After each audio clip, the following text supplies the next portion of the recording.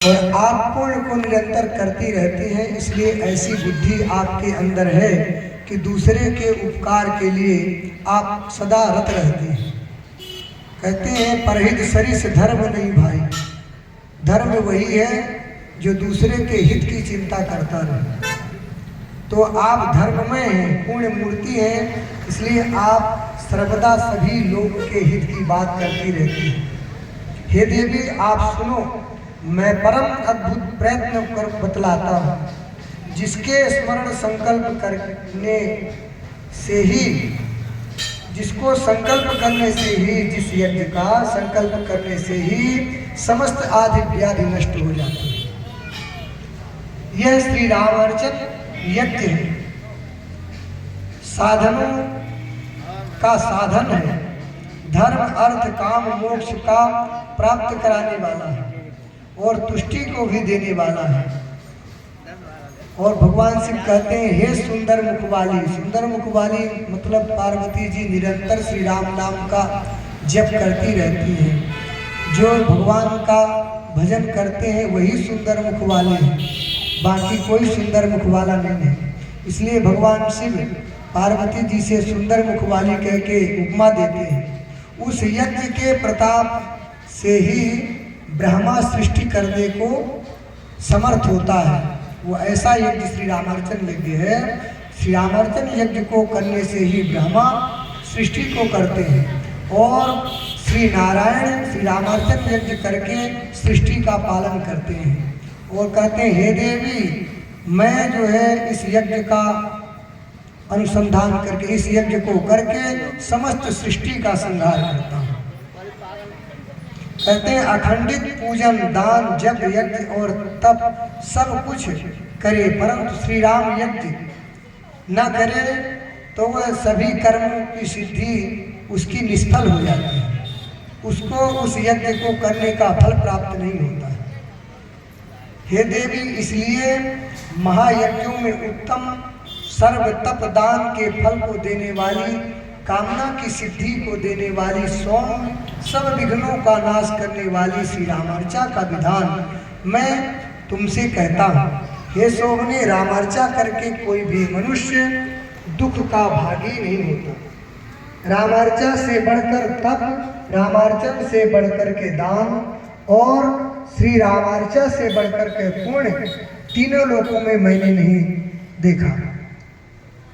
श्री रामार्चन परम सेव्य है, बद्धों का उद्धार करने वाला है। बद्ध माने जो इस संसार में फंसे हुए जीव हैं उनको उद्धार करने वाला श्री रामार्चन महायज्ञ है और सर्वश्रेष्ठ है, महासिद्धि का देने वाला है, सौम्य है, सब वांछित फलों का देने वाला है, शीघ्र ही सब अरिष्टों का हरण करने वाला श्री रामार्चन महायज्ञ है, सब उपद्रवों का नाश करने वाला है, आदि व्याधि का हरण करने वाला है और पुत्र को प्रदान करने वाला है, पौत्र को प्रदान करने वाला है और शरीर में बल और वीर को भी बढ़ाने वाला है श्री रामार्चन महायज्ञ।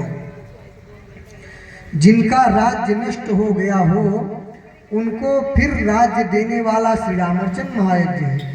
निर्धनों को धन प्रदान करने वाला, दुर्भिक्ष जहाँ वृष्टि नहीं होती हो वहाँ श्री रामार्चन को करने से वृष्टि हो जाती है। शत्रु सेनाओं का नाश हो जाता है श्री रामार्चन महायज्ञ से। मित्र वर्गों को भी बढ़ाने वाला यह श्री रामार्चन महायज्ञ है। महादरिद्र व्यक्ति को, दुर्भाग्यों से दुखितों को सुख देने वाला श्री रामार्चन महायज्ञ है। सौभाग्य और संतति का उत्पन्न करने वाला, सब तरह के ऐश्वर्य और सुखों का देने वाला, क्षय मृगी कोढ़ आदि ये महारोगों का नाश करने वाला श्री रामार्चन महायज्ञ है। जिनके यहाँ कर्जा हो गया हो उनको श्री रामार्चन करें, वो यदि तो उनके कर्जा से मुक्ति हो जाती है। उनकी ग्रहों के उपद्रवों को भी निवारण करने वाला श्री रामार्चन महायज्ञ है। क्रोध मत्सरता का हरण करने वाला, दोष और दुर्बुद्धि का नाश करने वाला श्री रामार्चन महायज्ञ है। क्षमा, सुशीलता, सुहृदयता आदि सद्गुणों का प्रकाश करने वाला, तीनों कालों का ज्ञान पैदा कराने वाला, छहों विकारों का नाश करने वाला श्री रामार्चन महायज्ञ है। भगवान शिव कहते हैं, हे देवी, मुमुक्षु पुरुषों को जो मुक्ति को की चाह करते रहते हैं कि हमें मुक्ति प्रदान हो जाए, और अगतियों की गति प्रदान करने वाला श्री रामार्चन महायज्ञ है। महासंकटों से संतप्त चित्त वाले को चाहिए कि श्री रामार्चन यज्ञ करे, और श्री रामार्चन यज्ञ करने के बाद वह महासंकटों से मुक्त हो जाता है। भगवान शिव कहते हैं, श्री रामार्चन के बिना सब इच्छित फलों को देने वाला अन्य साधन मैं नहीं देखता हूँ, और हे देवी, न मैंने कभी सुना ही। नान्यम पश्यामि देवेशी साधनम सकलेष्टदम, रामार्चनम बिना देवी श्रुतम नैव कदाचन। आज तक हमने श्री रामार्चन के प्रभाव के समतुल्य कोई भी यज्ञ, कोई भी साधन नहीं देखा और न सुना। कल्याण को चाहने वाले सब प्राणियों के लिए श्री रामार्चा ही सिद्धि रूप है। होम से, सद्व्रतों से, तीर्थों में घूमने से कोई मतलब नहीं। कहते हैं, तप और यज्ञों से क्या प्रयोजन, जब हमें श्री रामार्चन को करने से समस्त अभीष्ट हमारे सिद्ध हो जाते हैं, तो हम अन्य विषयों में भटकने से कोई लाभ नहीं। अन्य उग्र अर्चनों से तथा प्रयास देने वाले साधनों से क्या प्रयोजन है। हे देवी, श्री रामार्चन से कोई भी इष्ट पदार्थ दुर्लभ नहीं है। मनुष्य जिन जिन कामनाओं का चिंतन करता है, श्री रामार्चा उन कामनाओं की पूर्ति करता है।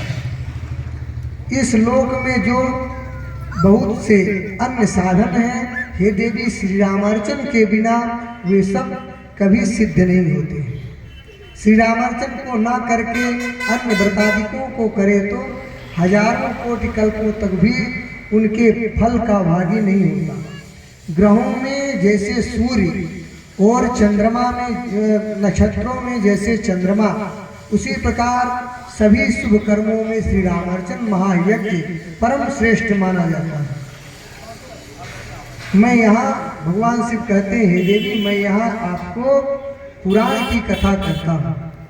प्रलय के अंत में भगवान महानारायण के नाभि कमल से जगत के गुरु ब्रह्मा उत्पन्न हुए। वे सब जगत को अंधकार में देख करके अति दुखित हुए। अकेला कमल में बैठे ब्रह्मा जी सोचने लगे, चिंतन करने लगे कि मैं क्या करूं। तब कमलोद्भव ब्रह्मा जी के लिए यह आकाशवाणी हुई। आकाशवाणी कैसी हुई कि हे ब्राह्मण, आप वृत्तिजा और अर्थ संकुला महासृष्टि को करिए। यह सुनकर के ब्रह्मा सृष्टि के लिए बहुत प्रकार से चिंता किए, प्रयास किए, परंतु सृष्टि को करने में अपने आप को असमर्थ पाए। तब चिंता से व्याकुल ब्रह्मा ने परमेश्वर का स्मरण किया, जिसने मेरी उत्पत्ति की है और जिसने मुझे वाक्यों में ज्ञान दिया है।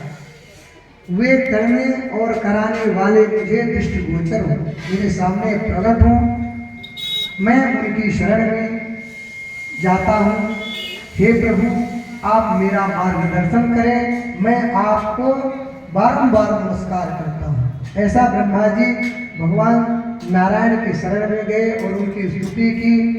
ब्रह्मा जी के स्थिति को देख करके, भगवान सुन करके, और भगवान महाविष्णु वहाँ पर प्रकट हुए और यह वाक्य बोले, हे ब्राह्मण, रामार्चन करो।